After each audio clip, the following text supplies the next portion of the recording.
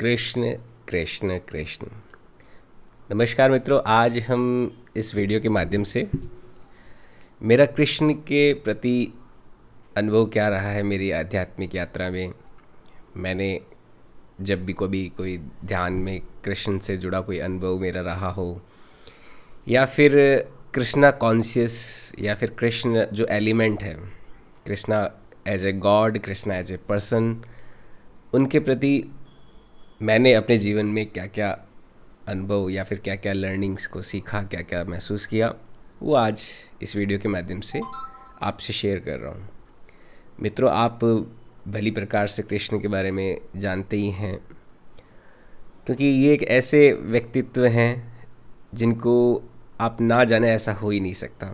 The supreme attractive God, वो है कृष्ण। मित्रों, अगर कृष्ण के जीवन की बात करें कि अगर वो सामान्य व्यक्ति की तरह ही उन्होंने जन्म लिया हो, कोई चमत्कारिक शक्तियाँ नहीं थी उनके पास, और एक सामान्य व्यक्ति भी रहे हो अगर, तो भी बहुत कुछ हमें कृष्ण से सीखने को मिलता है। आप ये देखिए कि कृष्ण को कितनी विपरीत परिस्थितियाँ मिली। सबसे पहले काल कोठरी में जन्म हुआ। वासुदेव और देवकी, उनके माता पिता जो कंस के बंदी थे। कितनी बड़ी बदनसीबी की बात है किसी भी व्यक्ति के लिए कि उसका जन्म भी एक इंसानी संस्कृति की सबसे जो निम्न से निम्न जगह होती है। काल कोठरी जेल तो एक, अगर गुणवत्ता के हिसाब से देखा जाए तो सबसे निम्न से निम्न जगह पे कृष्ण का जन्म होता है। और जन्म होते ही उनके जो वास्तविक माता पिता है, उनसे उनका संबंध छूट जाता है। और जो उनके सौतेले माता पिता होते हैं, नंद बाबा और उनकी माता यशोदा, उनके पास उनको अपना पूरा बचपन निभाना पड़ता है। ये बहुत ही विकट और विपरीत परिस्थिति है। अगर एक सामान्य बच्चे के लिए देखा जाए तो ये बहुत एक विकट और संघर्षशील परिस्थिति है। लेकिन कृष्ण का व्यवहार, कृष्ण का इस जीवन को देखने का नज़रिया ऐसा रहा कि जो उसके सौतेले माता पिता है, उनके साथ में भी उनका एक असीम जुड़ाव वो महसूस कराते हैं। आप बहुत सारे ऐसे भक्ति संगीत गीत सुनते हैं जिसमें नंद बाबा के साथ, यशोदा मैया के साथ कृष्ण के कई सारे खूबसूरत किस्से हैं। जैसे कई बहुत खूबसूरत भजन भी है। यशोमती मैया से कहे नंद लाला, राधा क्यों गोरी मैं क्यों काला। आप वो जो संवाद होंगे उनके, अगर भक्ति रस के उन संगीतों को सुनेंगे तो महसूस करेंगे कि कृष्ण का क्या व्यक्तित्व था कि जो माता पिता सगे नहीं हैं, उनके साथ में भी इस तरह का आनंद के साथ जीवन यापन करना, ये कोई सामान्य बात नहीं थी। परंतु हमें ये मानते हुए कृष्ण को अगर हम पढ़ें कि ये सामान्य व्यक्ति होते हुए भी उन्होंने ऐसा कैसे किया होगा, तो ये बहुत बड़ा एक साइकोलॉजी का विषय हो सकता है।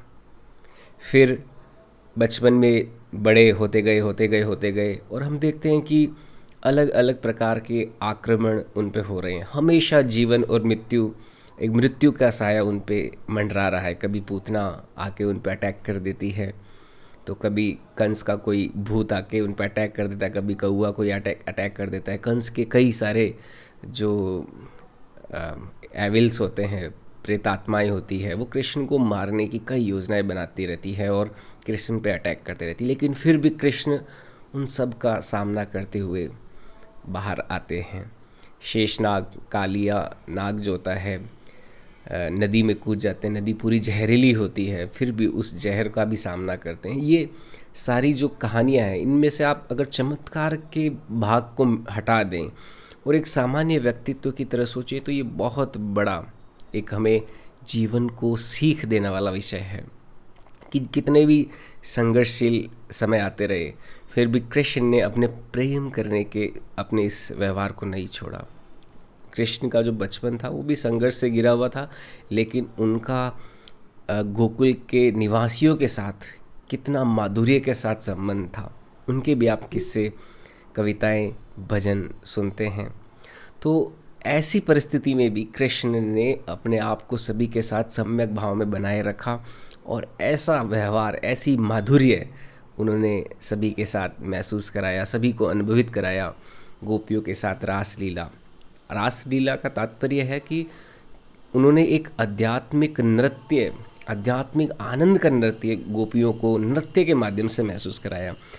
मित्रों, आप जब डांस करते हो तो डांस करते करते जब आप खो जाते हो, लीन हो जाते हो, तो आपने देखा होगा कि नृत्य और आप अपने आप में कोई जो विभक्ति है, जो डिफरेंशिएशन है, वो नहीं कर पा रहे होते, आप उसी भाव में पूरी तरह से खो चुके होते हो। कृष्ण ने एक आध्यात्मिक नृत्य के माध्यम से गोकुल निवासियों को पूरी तरह से उसमें डुबो दिया था। ये भी अपने आप में बहुत बड़ी एक कला का विषय है। कहा जाता है कि कृष्ण के पास लगभग 16 कलाएँ थी। 16 कलाओं में संगीत की कला, नृत्य की कला, प्रेम की कला, करुणा, वात्सल्य, ऐसे कई प्रकार की कलाएं होती हैं जो हर प्रकार के मनुष्य में पाई जाती है। परंतु अभी तक के जितने भी यहाँ पे इंसान मानव इस सृष्टि पे आए हैं, तो कृष्ण के पास अधिकतम कलाओं का समावेश था, ऐसा कहा जाता है। परंतु ये भी आप आध्यात्मिक मार्ग में जब कृष्ण के बारे में ज़रा सा भी संवेदनशील होकर सोचेंगे तो आपको समझ में आएगा कि ये किस प्रकार कार्य करता है। और कृष्ण का जीवन आगे देखें तो गोकुल छोड़ना पड़ता है, फिर अपने ही रिश्तेदार मामा कंस से युद्ध लड़ना पड़ता है, उनको मार के फिर अलग अलग प्रकार के योजनाओं से साम्राज्य का विस्तार करते हैं। तो आप देखिए कहाँ से काल कोठरी से जन्म लेते हुए राजा बनने तक का सफ़र वो तय करते हैं, जिससे असीम प्रेम किया राधा, राधा से ना मिल, उनको राधा से उनके विवाह नहीं हुआ, राधा को छोड़ के वो गोकुल को छोड़ के अपने यहाँ पे आ गए वृंदावन में।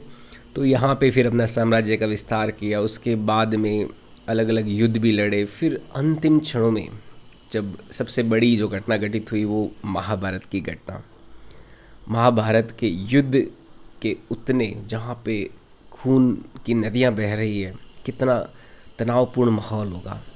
उस समय कृष्ण इस दुनिया को बहुत ही खूबसूरत ज्ञान, भगवत गीता का ज्ञान देते हैं, अर्जुन को समझाते हैं, उसे युद्ध के लिए प्रेरित करते हैं, युद्ध की महिमा बताते हैं, धर्म और अधर्म के बारे में बताते हैं। तो आप देखिए कि कृष्ण ने कितना संघर्ष किया होगा अपने जीवन में। उस संघर्ष का ही परिणाम था उनके द्वारा गाया हुआ ज्ञान का सर्वश्रेष्ठ गीत भगवत गीता। वो उनके संघर्ष का परिणाम था। मित्रों, आपके भी जीवन में बहुत सारे संघर्ष आते रहे होंगे। आप कृष्ण से अपने संघर्ष को अगर जोड़ें तो आप ये बात सीख सकते हैं कि इन संघर्षों का सामना करते करते करते ही आपके अंदर एक भगवत्ता, एक भगवान का निवास आपके अंदर आएगा। आप एक आध्यात्मिक गहराई को पाएंगे। कृष्ण के बारे में कहा जाता है कि वो राधा से प्रेम करते थे। इसका एक आध्यात्मिक मायनों में मतलब ये भी होता है कि राधा शब्द जो है वो धारा का उल्टा शब्द है। धारा का मतलब प्रवाह।